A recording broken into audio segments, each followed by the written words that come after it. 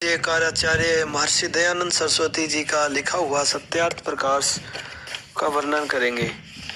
यह ग्रंथ मनुष्यों को वेद आदि दिशा शास्त्र अनुकूल श्रेष्ठ वार्ताओं का ग्रहण करने के लिए लिखा गया था।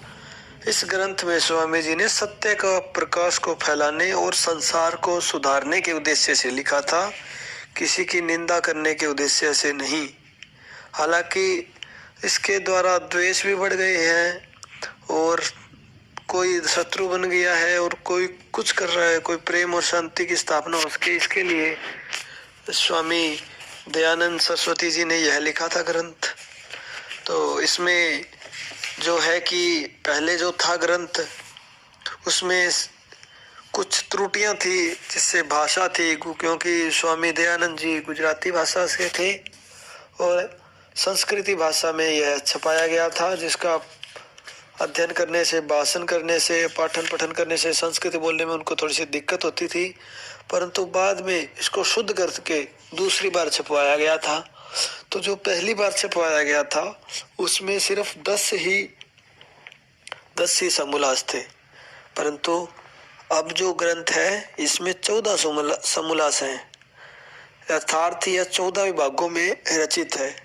इसमें से 10 समोल्लास पूर्वार्ध जो कि और 4 उत्तरार्ध में बने हैं, परंतु अंतिम 2 समोल्लास पश्चात और बनाए गए हैं जो प्रथम में छप नहीं सके थे, वे भी छपवा दिए गए हैं।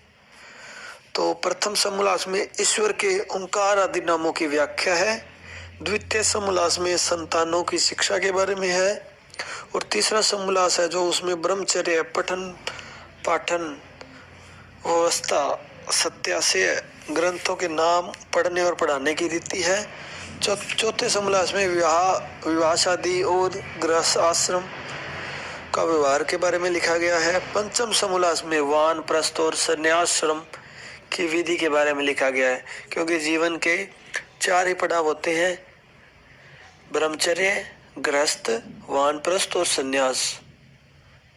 तो छठे समोल्लास में राजधर्म के बारे में लिखा गया है और 7वें समोल्लास में वेदेश्वर विषय के बारे में लिखा गया है और 8वें समोल्लास में जगत की उत्पत्ति, स्थिति और प्रलय के बारे में लिखा गया है और 9वें समोल्लास में विद्या, अविद्या, बंध और मोक्ष की व्याख्या की गई है और 10वें समोल्लास में आचार, अनाचार, भक्ष्या भक्ष्य विषय के बारे में लिखा गया है और 11 समोल्लास में आर्यावर्तीय मतमातर का खंडन विखंडन विषय के बारे में लिखा गया है और 12वें समोल्लास में चार्वाक, बौद्ध और जैन मत का विषय लिखा गया है और 13वें समोल्लास में, त्रयोदश समोल्लास में ईसाई मत का विषय लिखा गया है और 14वें समोल्लास में मुसलमानों के मत का विषय है।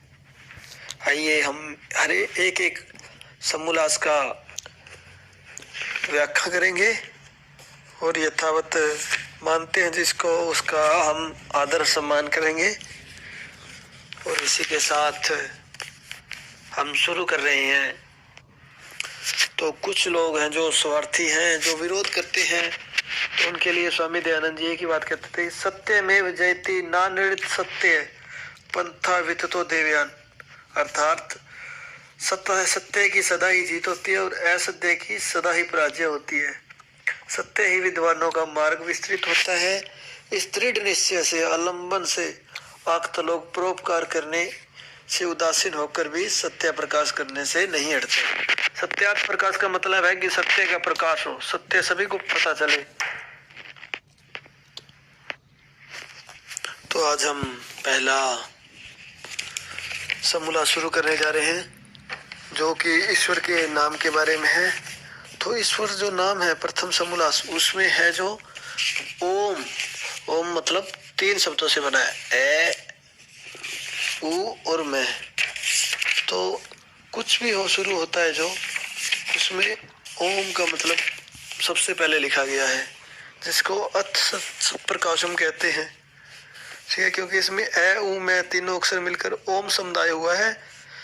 एक इस नाम से परमेश्वर के बहुत नाम आते हैं। ओम का मतलब होता है विराट, अग्नि, विश्व आदि। और यह सभी मतों में होता है, चाहे हिंदू है चाहे मुस्लिम है, तो उसमें ओम का शब्द का नाम जरूर होगा। ए ऊ में